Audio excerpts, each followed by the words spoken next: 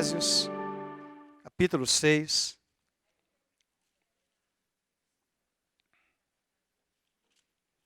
E depois nós vamos para Isaías 38. Filhos, obedecei a vossos pais no Senhor, pois isto é justo. Honra teu pai e a tua mãe, que é o primeiro mandamento com promessa, para que te vá bem e sejas de longa vida sobre a terra. E vós, pais, não provoqueis vossos filhos à ira, mas criai-os na disciplina e na admoestação do Senhor. Quero chamar a atenção no verso 2. Honra teu pai e a tua mãe, que é o primeiro mandamento com promessa. Vamos para Isaías 38. O ano passado nós trabalhamos os reis de Israel. E hoje eu quero voltar a Isaías, quando nós estudamos a história de alguns reis. E vamos falar também de um dos pais no Velho Testamento, que foi um grande rei. Não foi um bom pai. Isaías 38. Naqueles dias, Ezequias adoeceu de uma enfermidade mortal. Veio ter com ele o profeta Isaías, filho de Amós, e lhe disse: assim diz o Senhor, põe em ordem a tua casa, porque morrerás e não viverás.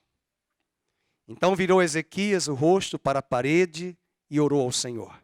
E disse: lembra-te, Senhor, peço-te de que andei diante de ti com fidelidade, com inteireza de coração. Fiz o que era reto aos teus olhos. E chorou muitíssimo. Então veio a palavra do Senhor a Isaías, dizendo: vai e diz a Ezequias: assim diz o Senhor, o Deus de Davi teu pai. Ouvi a tua oração, vi as tuas lágrimas. Acrescentarei, pois, aos teus dias 15 anos. Livrar-te-ei das mãos do rei da Assíria, a ti e a esta cidade. E defenderei esta cidade, que é Jerusalém, a cidade em que ele governava. Ser-te-á isto da parte do Senhor como sinal de que o Senhor cumprirá esta palavra que falou. Eis que farei retroceder 10 graus, a sombra lançada pelo sol declinante no relógio de Acais. E assim retrocedeu o sol, os 10 graus que já havia declinado de uma forma sobrenatural. Pai querido, nós abrimos a tua palavra e neste dia dos pais nós oramos para que o Senhor exorte o nosso coração. Todos os pais que vieram aqui hoje de manhã e à noite, todos nós reconhecemos que somos falhos, não somos perfeitos.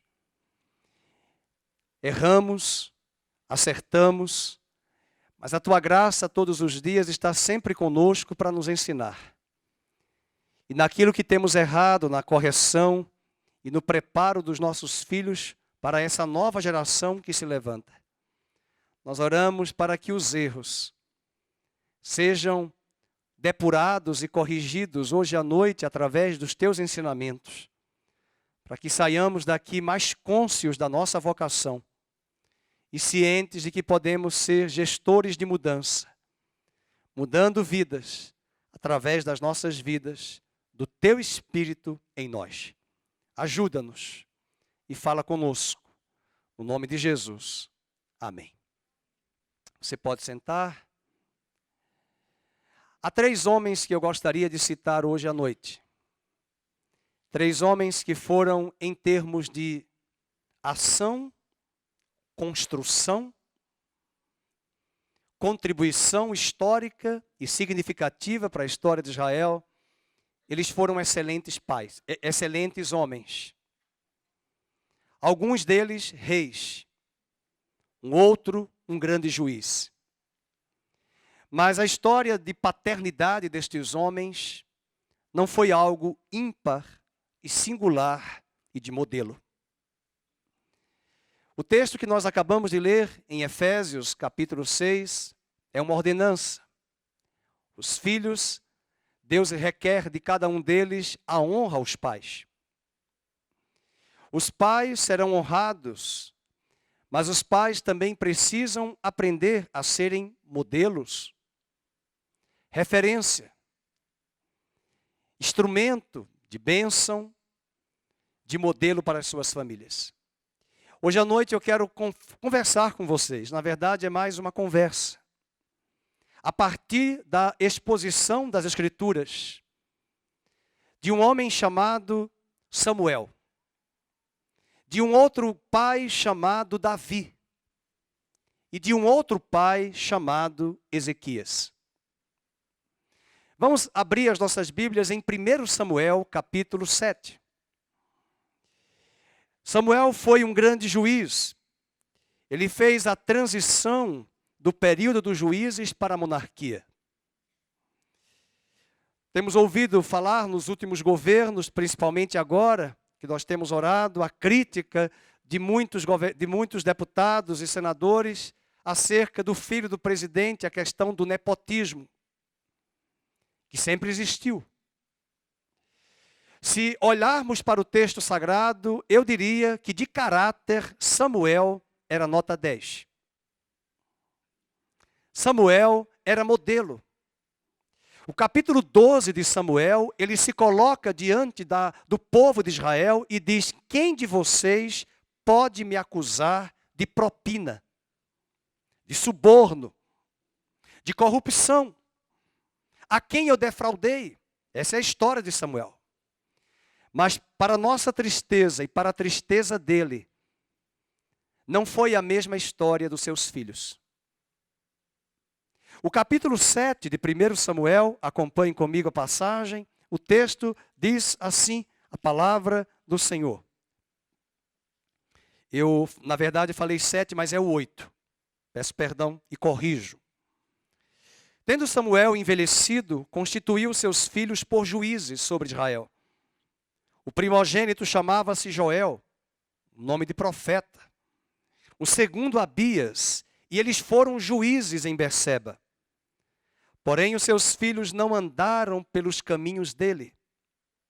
Antes se inclinaram à avareza, aceitaram subornos, perverteram o direito. E foi por causa desta corrupção, desse estado de nepotismo, onde ele atribuiu nas varas juízes que eram seus próprios filhos, que não tinham a mesma trajetória labutada e refinada de caráter, que houve a necessidade de uma transição imediata do período dos juízes para uma monarquia. É nesse capítulo que a nação de Israel vai comparar-se com outras nações e reivindicar um rei. E a referência, quando você ler, e você pode ler em casa, o capítulo 12, que é o final do ministério de Samuel, de fato, o seu caráter era aprovado. Mas os seus filhos não foram referência. Na verdade, Samuel é egresso de uma jornada histórica, onde ele cresceu no templo ainda criança com Eli, que era sacerdote, e que as Escrituras Sagradas dizem no capítulo 2 e 3 que Eli não corrigia seus filhos. Eli não disciplinava seus filhos, não admoestava. E a Bíblia diz que Deus ficou irado com o comportamento de Eli e trouxe juízo. E a palavra de Deus era tão rara naqueles dias, que Deus vai levantar uma criança, que é Samuel, que vai ouvir a voz de Deus, e é esse menino que vai crescer num período sombrio, se torna um modelo, se torna uma referência na casa de Israel, mas os seus filhos não copiam esse modelo. É interessante observar que, às vezes, eu conheci uma história de um casal que teve filhos, e o mesmo pai que bebia e era alcoólatra, um filho decidiu seguir o mesmo caminho. E ainda dizia que bebia porque seu pai bebia. Mas o outro filho disse para ele mesmo: amo meu pai, mas eu rejeito esse modelo.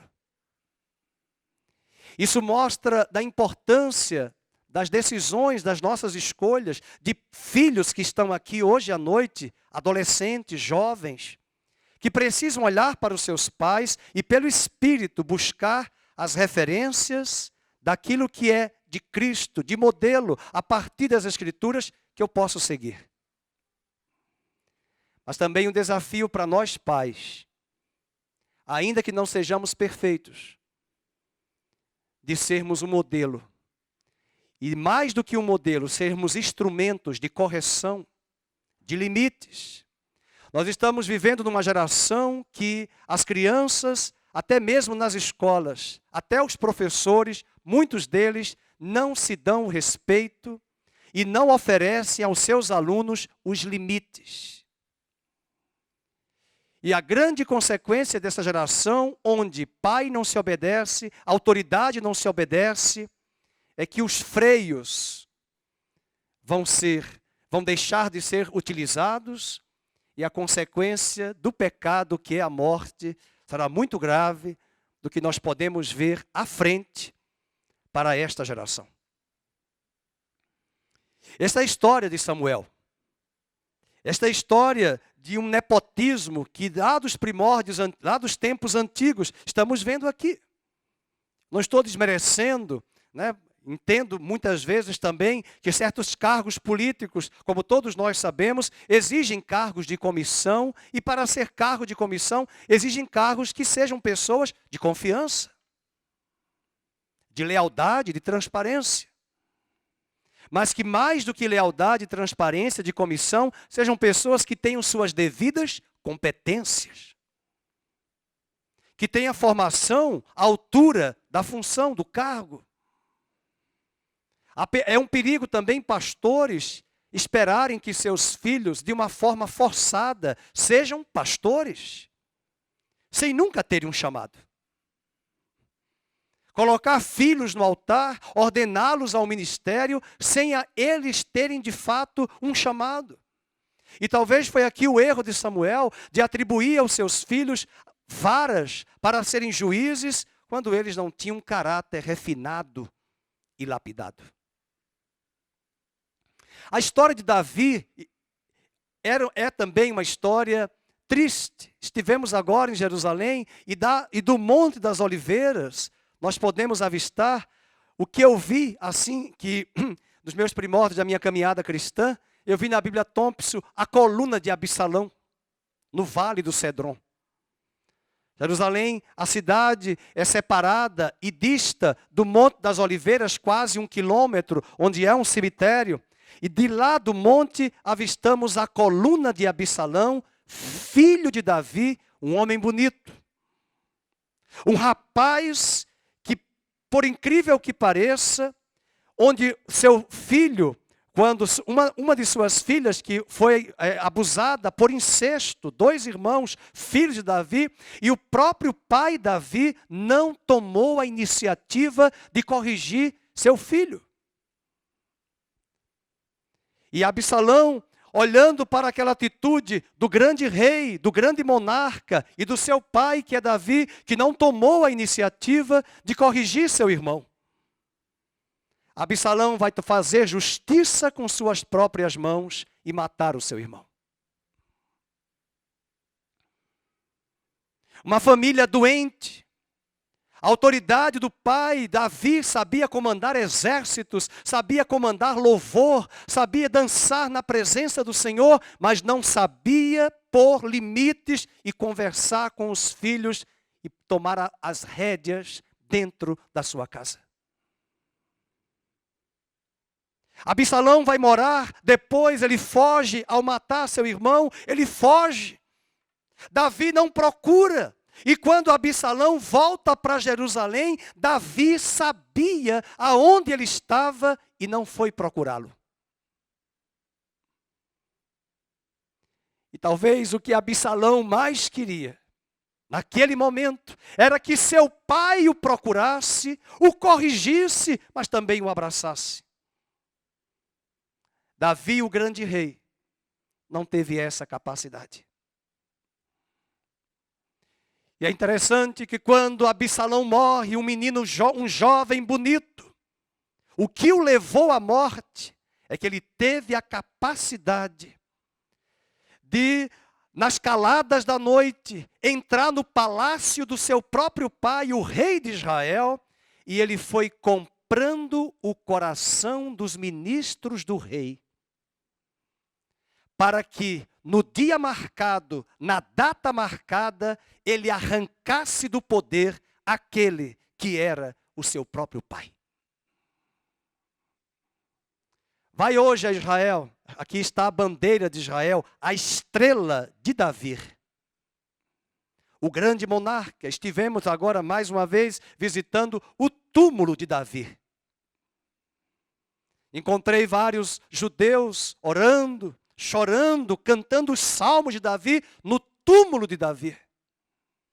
Um grande rei, mas não foi um grande pai. E o mais triste, peço desculpa pelas minhas emoções, mas quando eu leio 1 Samuel, no capítulo 18, que Absalão morre, e a notícia chega aos ouvidos de Davi, ele grita: Absalão, Absalão, Absalão! Mas ele nunca foi atrás do seu filho para abraçá-lo, para corrigi-lo e conversar com ele. Era um grande rei. Era um homem, eu dizia hoje, almoçando com um casal, era o rei que andava com o povo. Por isso que o povo amava Davi, porque Davi não fazia acepção de pessoas, ele andava com o povo.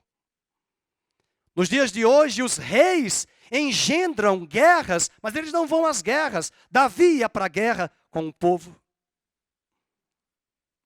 Davi ficou na caverna, quando jovem, na caverna de Adulão, com 400 homens endividados, amargurados, revoltados, e preparou aqueles 400 homens para serem os melhores do exército de Davi. Mas ele não fez dos seus filhos guerreiros para Deus. Isso mostra para mim, como pastor também, que nós podemos ser grandes pregadores, grandes pastores, homens de Deus, fazer grandes construções e não sermos pais. Davi deixou também tudo preparado, ouro, prata, madeira, para a construção da casa. Era um homem de planejamento, era um homem de guerra, era um homem de estratégia, era um homem de estratégia militar, mas ele não sabia ter estratégias para colocar ordem na sua casa.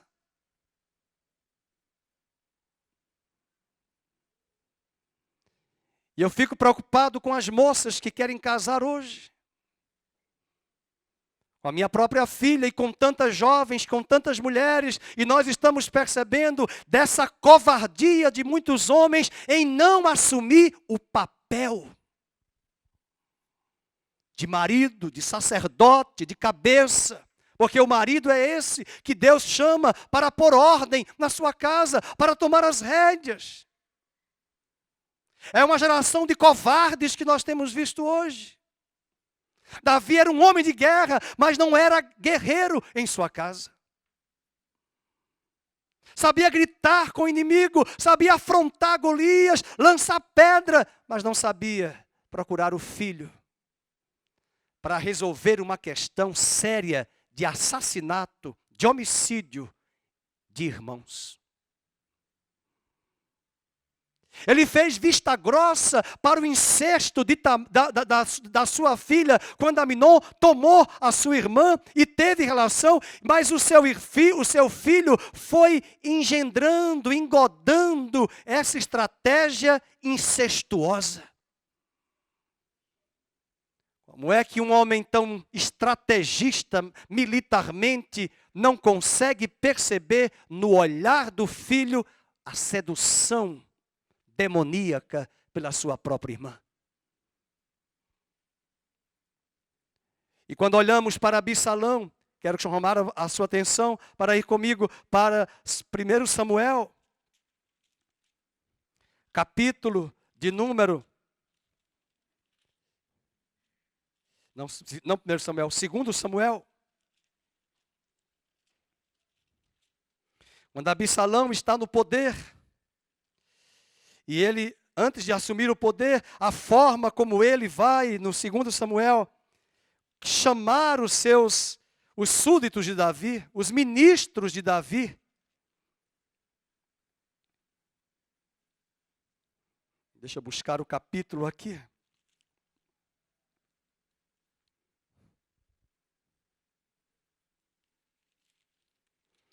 Desde o capítulo 14, falando da beleza de Absalão. Capítulo 15, o que eu tinha citado, a revolta de Absalão e a fuga de Davi. E diz o texto do verso 1, vamos acompanhar do capítulo 15, 2 Samuel 15. Depois disto, Absalão fez aparelhar para si um carro e cavalos e 50 homens que corressem adiante dele. E levantando-se Absalão pela manhã, parava à entrada da porta, e a todo homem que tinha alguma demanda para vir ao rei a juízo, o chamava Absalão a si. Ou seja, ele chamava esses homens e lhe dizia: de que cidade és tu? Cuidado com pessoas assim. O que mais entristece, o que mais me entristece, é que quem está fazendo isso não é um homem comum, é o filho do rei.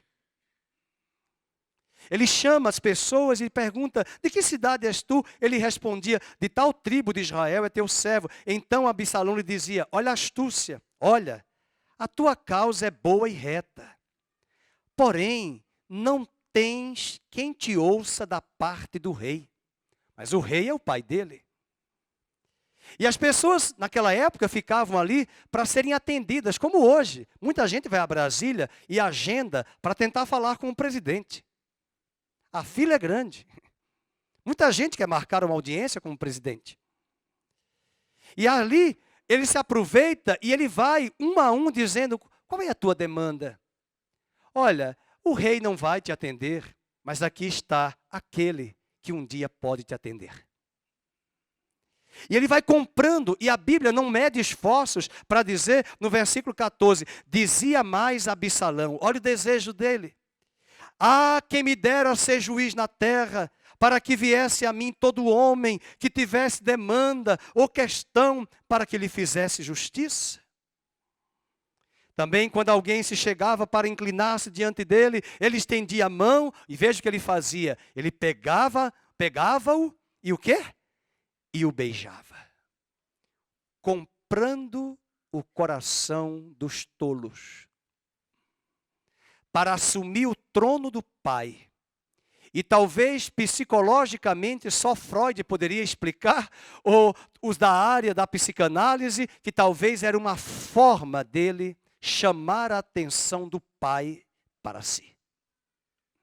Já que o pai não admoestava, já que o pai não corrigia, não tomava as rédeas, mesmo já marmanjo, como nós falamos no Nordeste, aquele galalau, aquele homem bonito, marmanjo, ele tenta chamar a atenção agora do pai pelo poder. E quando eu estive agora em Jerusalém, chamei a atenção das ovelhas, no Monte das Oliveiras. O que aconteceu com Davi, aconteceu com Cristo.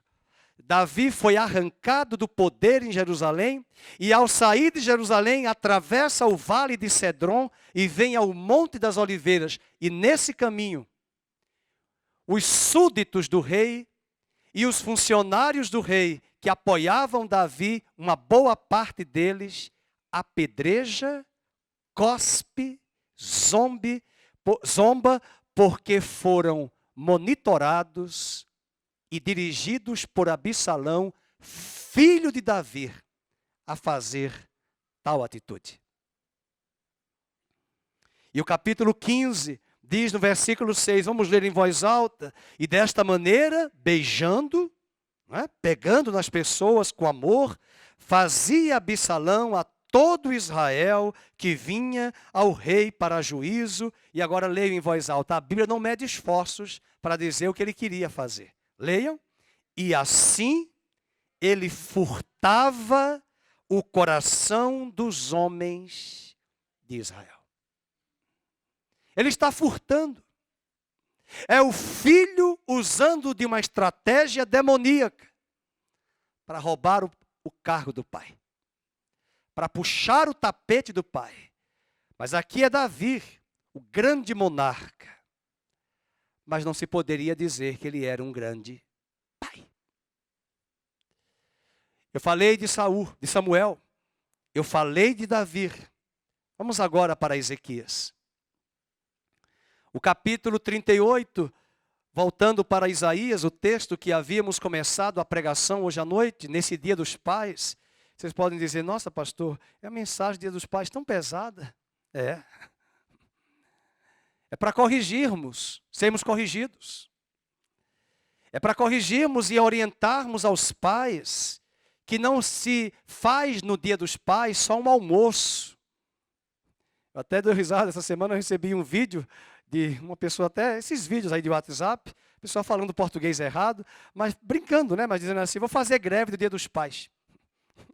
Até mandei para você. E os dois diziam, fazer greve, porque Dia das Mães, elas não querem geladeira, elas não querem fogão, elas não querem presente, elas querem um sapato, elas querem aquela bolsa, elas querem aquele vestido, aquela camisa, aquele perfume. E nós homens, quando é o Dia dos Pais, é uma meia, é uma caneca. Eu não quero caneca, eu não quero meia, eu não quero um lenço. No Dia das Mães, os shoppings ficam lotados, restaurantes lotados. E ele dizia, no Dia dos Pais, tudo vazio. Vamos fazer greve, eu não quero caneca não. E hoje eu ouvi 2 pais aqui, pastor, eu tenho que ir que eu vou cozinhar. No Dia dos Pais. E às vezes a sociedade ocidental se preocupa com isso. Os shoppings estavam lotados ontem, presentes. Assistimos hoje a uma peça maravilhosa mostrando qual é o pai que as crianças querem. Que modelo de pai? É o pai esportivo? É o pai relaxado? É o pai folgado? E aí foi se trabalhando na peça essa construção. E as crianças reagiam, não queremos esse pai. Até o Pai Noel. Pai Noel para mostrar ao pai que só dá presente.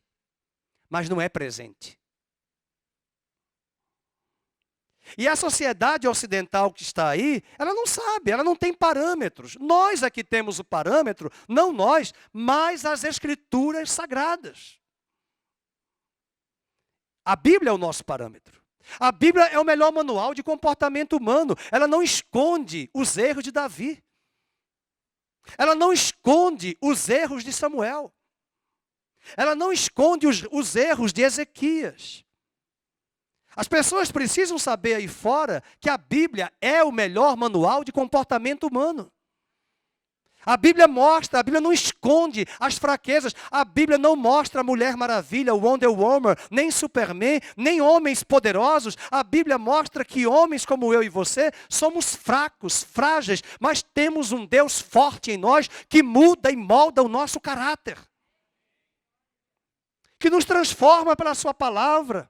Que mesmo que cheguemos aqui à igreja desprovidos de modelos, desprovidos de referência, que mesmo que nossos pais tenham sido beberrões, adúlteros, prostitutos, idólatras, não tem problema. Cristo é o nosso modelo, Deus é o nosso Pai, nós estamos agora numa nova família. E vamos amar os nossos pais, mesmo com os seus erros. Não vamos desprezá-los. Pela palavra de Deus, usaremos as Escrituras como crivo para separar o joio do trigo e honrá-los naquilo que eles merecem honra. E até mesmo cumprir em nós a palavra de Malaquias, que nos últimos dias o coração dos filhos se converterá ao dos pais e o coração dos pais se converterá ao coração dos filhos, para que eu não venha e fira a terra com maldição. E do Monte das Oliveiras eu chamei a atenção das minhas ovelhas. Olhem para a coluna de Absalão. Bonita, mausoléu bonito. Mas é uma memória negativa, e quando eu chego em Samuel, na minha leitura anual da Bíblia, eu gelo. E talvez esse grito de Absalão e a forma como ele se utiliza para chamar a atenção do pai, é porque na psicologia era uma forma de chamar a atenção, porque o pai nunca o procurou. Em dois momentos importantes, o assassinato do seu próprio filho, mediado por um filho, Absalão, a fuga do filho, e quando ele volta, nem para procurar o filho, nos arredores de Jerusalém, ele o procurou. Em Isaías 38, eu mandei os irmãos abrirem, o próximo homem, que foi um grande rei. Em Jerusalém nós visitamos muitos lugares, mas faltou visitar, fica para uma outra viagem, as últimas descobertas que os arqueólogos encontraram em Israel nos últimos 10 anos.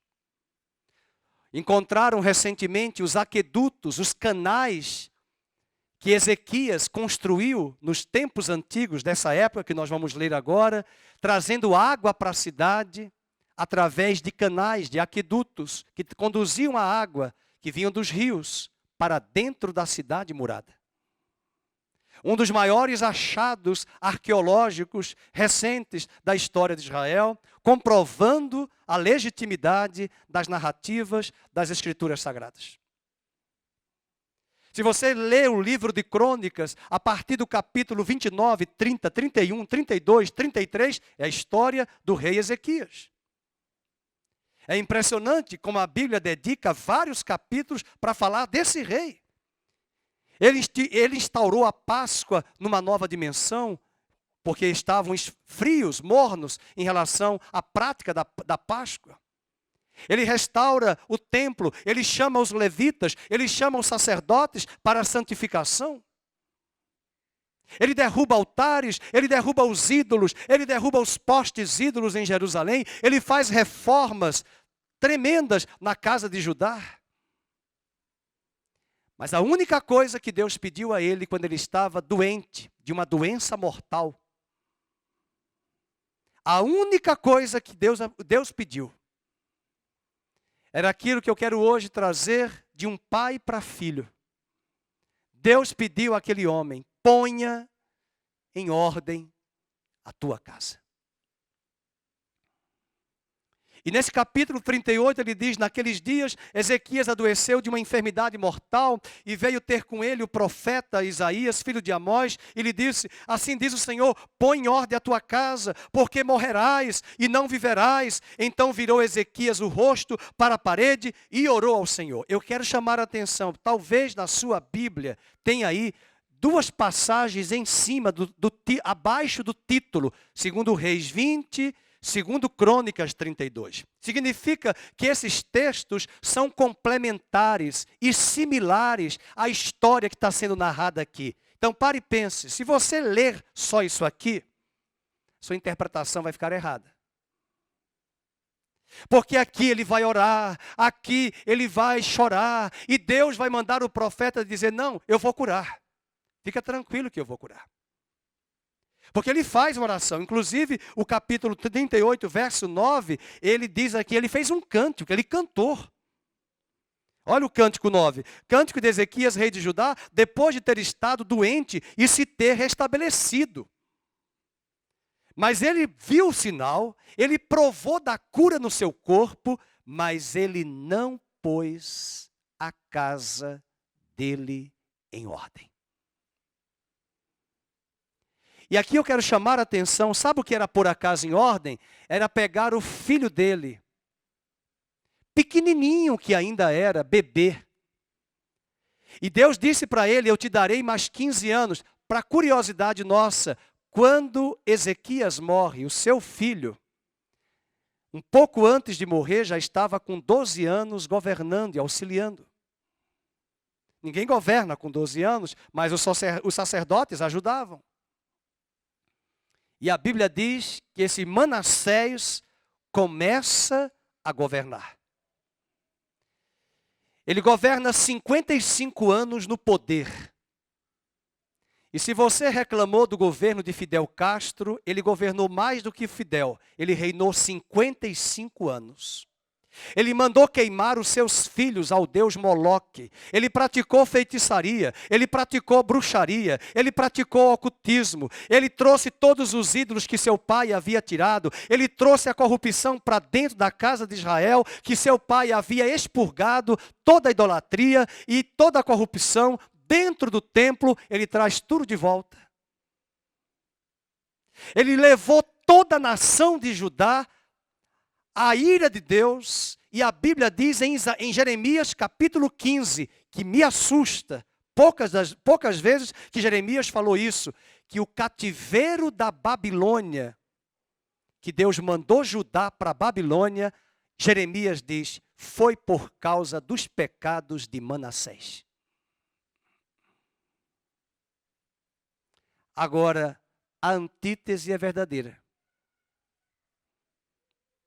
E se Manassés tivesse sido colocado em ordem pela palavra que Deus deu a seu pai Ezequias, ponha em ordem a tua casa. Que bom seria que muitos dos pais estivessem aqui hoje. Eu deveria talvez ter pregado essa palavra de manhã, já que os crentes hoje só querem vir de manhã. Para dizer aos pais que pôr a casa em ordem é também orar em casa, ler a Bíblia, estudar e vir para os cultos e trazer os filhos para a escola dominical e para o culto ao Senhor como modelo e referência. Crianças e adolescentes não aprendem por discurso, aprendem por modelo. Você quer seus netos na igreja? Seja o primeiro a vir como avô. Você quer seus filhos? Seja o primeiro a vir como pai. Há uma geração hoje mimimi, é muito barulho, só incomoda na igreja. Eles ouvem coisas piores. Eles vão para estádios de futebol, eles vão para show. Essas crianças hoje frequentam shows de danças, de DJ, de som que incomoda os ouvidos e os tímpanos. E essas crianças estão lá porque seus pais levam. E os anos vão passar, e a criança quando vier com 8 anos, 10 anos para a igreja, elas não quererão ficar, porque tudo vai incomodar, porque a Bíblia diz, ensina a criança no caminho que deve andar, para que quando ela crescer, ela mesma decida não se desviar. Por ordem na tua casa, foi a única palavra que Deus deu a Ezequias. Mas você vai ler comigo em 2 Crônicas 32, a Bíblia diz que ele não correspondeu.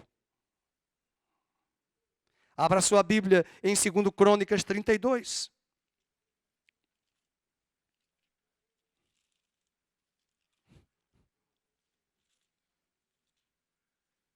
Versículo 24. É a mesma história, porém, Esdras, que está narrando este livro, escrevendo este livro possivelmente, ele clareia com alguns elementos que Isaías, o profeta, não havia pontuado. –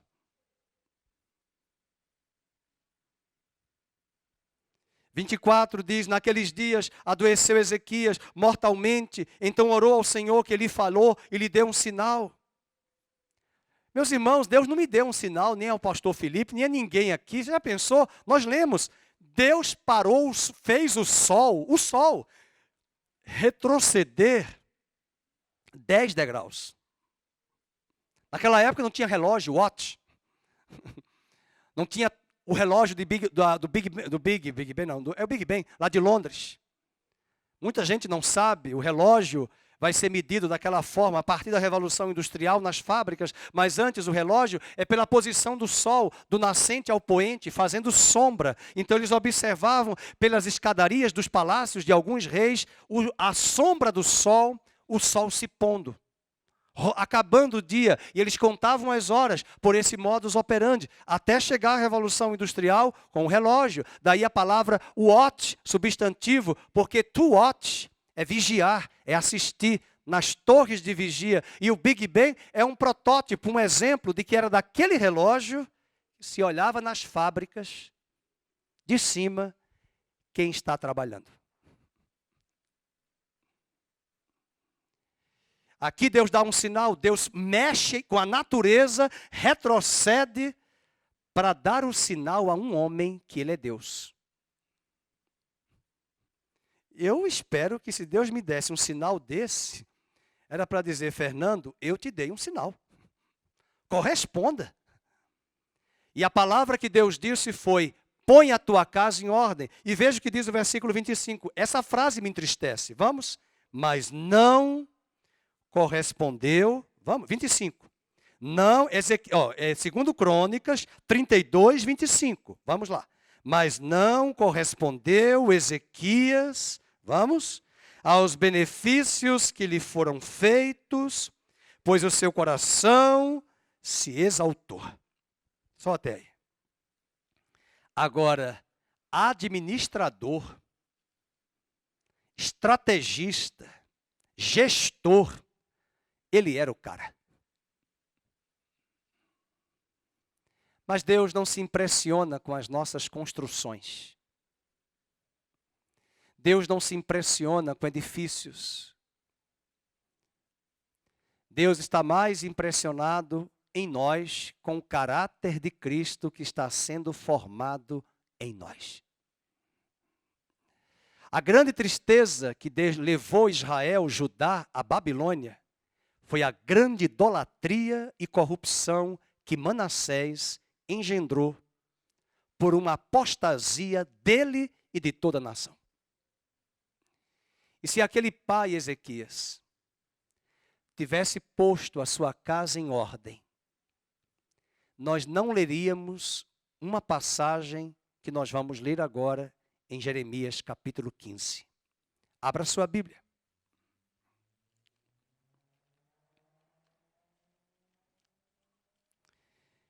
Quando Jesus entrou em Jerusalém, na sua última semana, ele chorou por aquela cidade. Nós, pastores, lidamos com essa tristeza quando nós entramos em certos lares.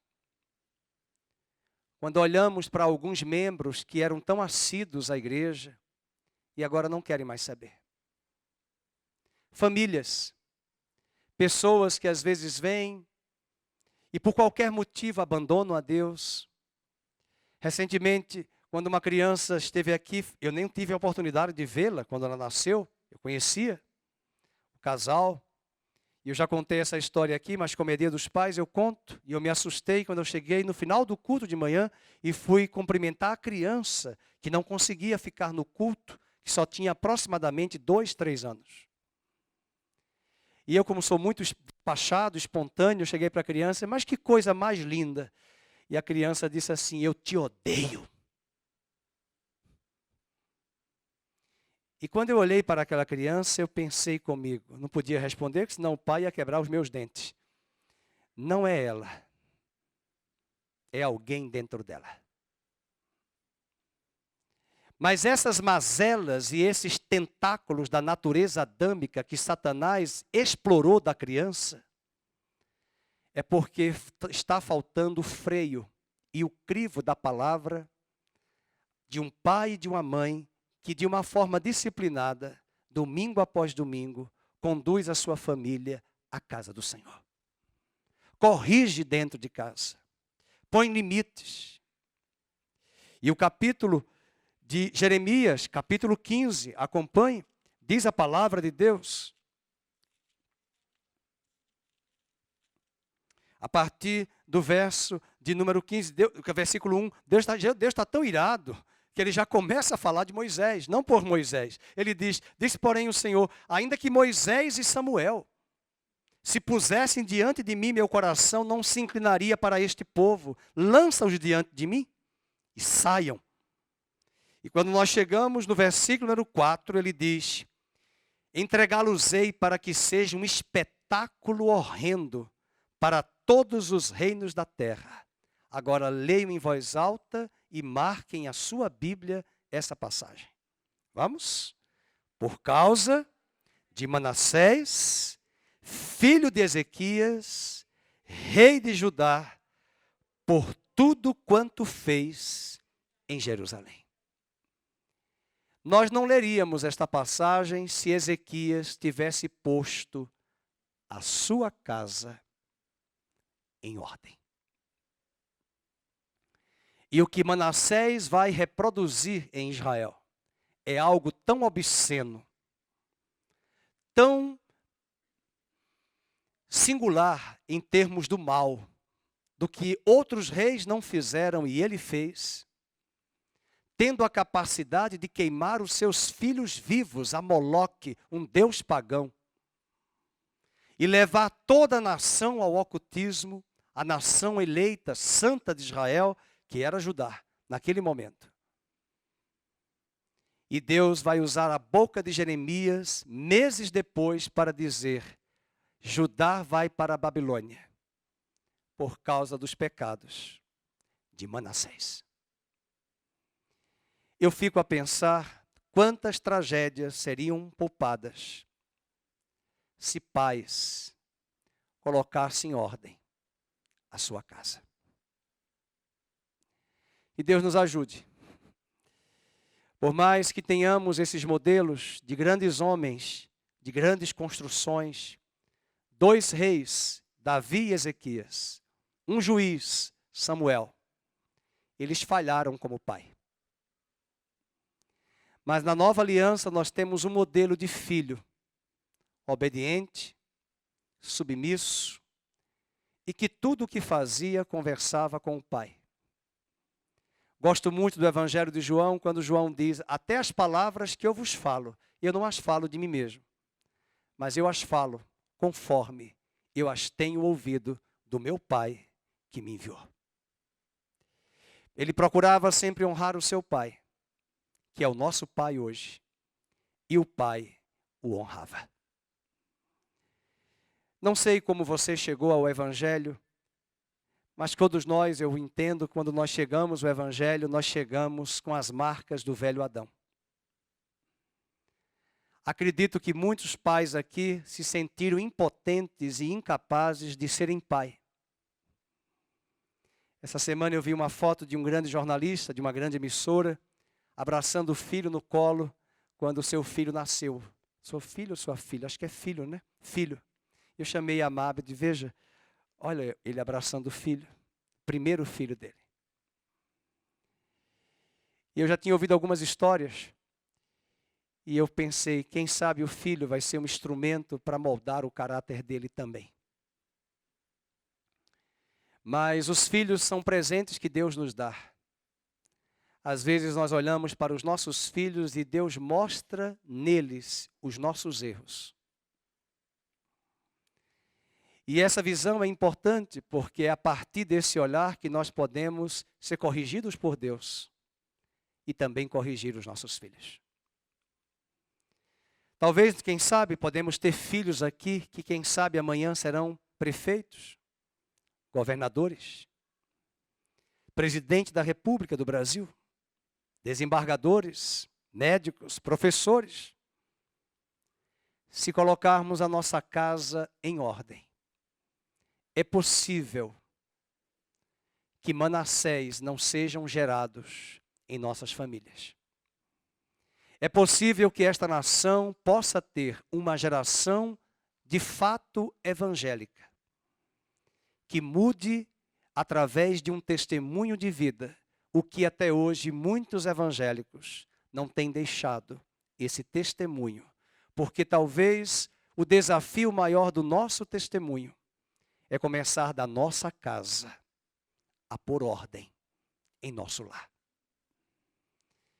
Quero convidar você a não ficar triste com esta mensagem, mas a pensar muito bem, porque eu olho para algumas mulheres que estão aqui, mulheres guerreiras, algumas viúvas e outras desprovidas de um pai, de um marido, onde elas tiveram que assumir para si mesmas a duplicidade funcional de pai e mãe. Ou o contrário, de um pai que vai ser pai e mãe, como irmão. Que Deus nos habilite. É a graça que nos capacita. Não é hora de pensarmos em prazeres hedonistas e individualismos. E uma das coisas que nós aprendemos no casamento, quando Deus nos dá os filhos, é que nós começamos a abdicar de nós mesmos e cuidar deles. A investir mais neles do que em nós. A comprar coisas que até nos eram lícitas e caras para ser a parcela de um berço, de uma escola, de um curso para a formação dos nossos filhos. Mas não podemos esquecer que o maior investimento não é a escola, necessariamente roupa, presentes e viagens. O maior investimento é a palavra de Deus sendo colocada em ordem em nossas vidas, para que através de nós também ponhamos ordem em nossa casa. Fiquemos de pé. Feliz Dia dos Pais para os pais que vieram hoje, à noite. E que possamos meditar nesta palavra e sairmos daqui encorajados para Deus privar o Brasil de Manassés que pudessem ser egressos de nossas próprias famílias. Curve a sua cabeça, gostaria de orar por você. Pai querido e amado, uma palavra que nos corrige, que nos admoesta. Temos vivido hoje uma geração de super-heróis, os vingadores que o digam. Grandes heróis, homens fortes, másculos, heróis na empresa, executivos, altos funcionários de alta posição, mas derrotados e fracassados dentro da nossa própria casa. Queremos te pedir perdão pela nossa omissão como maridos, da nossa missão como sacerdotes, como pais. Queremos te pedir perdão pelos nossos irmãos que poderiam estar somando, congregando, frequentando a igreja ao longo dos anos, para que solidifiquem suas famílias em um fundamento da tua palavra. Nos colocamos na brecha por essas famílias que estão relaxadas, que estão cegas. Não somos juízes deles, pelo contrário, mas nós sentimos e podemos enxergar as consequências de onde isso pode chegar se eles não colocarem em ordem a sua casa. Pedimos ao Senhor perdão pelos nossos erros na nossa casa, pelas nossas grandes conquistas terrenas, humanas, materiais, mas pelo nosso fracasso como pai.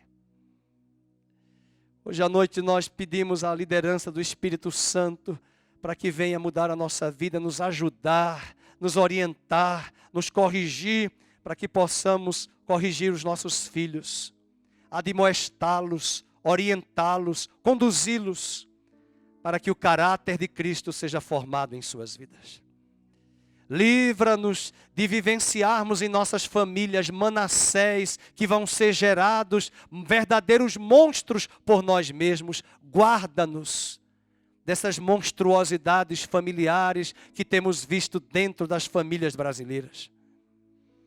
Que o teu evangelho venha com poder e autoridade, encorajando os homens desta geração a tomarem posição, a não abdicarem dessa função tão nobre de um homem, de colocar os limites na sua casa, tomar as rédeas, não apenas corrigi-los, mas amar os filhos, investir neles e orientá-los no temor do Senhor. Ajuda-nos, Senhor. Quero orar, ó Deus, por esta igreja, para que o Senhor levante famílias sólidas, pais responsáveis, pais maduros, pais que, ainda que não sejam perfeitos, mas buscarão no Senhor o modelo, a referência. E essa particularidade que nós ouvimos hoje à noite aqui. Leva-nos em paz. Abençoe a tua casa, abençoe a tua igreja. Que o Senhor te abençoe e te guarde, igreja. Que o Senhor te abençoe, que faça resplandecer o seu rosto e Ele tenha misericórdia de ti e sobre ti Ele levante a luz do seu rosto e te dê a paz. Te dê shalom. E que a obra que Ele começou em sua vida, Ele complete, Ele aperfeiçoe até que a estatura da imagem de Cristo seja formada e impressa em nosso homem interior. Oramos agradecidos no nome de Jesus. Amém.